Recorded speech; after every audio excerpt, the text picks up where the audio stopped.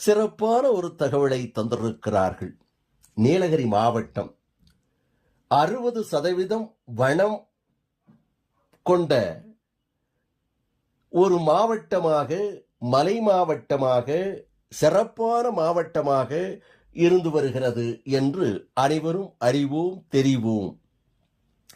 அப்படிப்பட்ட இந்த நீலகிரி மாவட்டத்தில் 40% மட்டுமே மக்கள் வாழுகின்ற பகுதியாக இருந்து வருகிறது.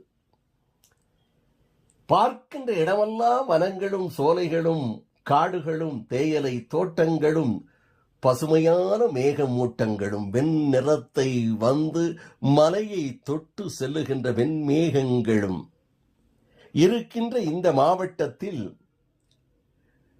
தற்போது மழையும் வெயிலும் கலந்து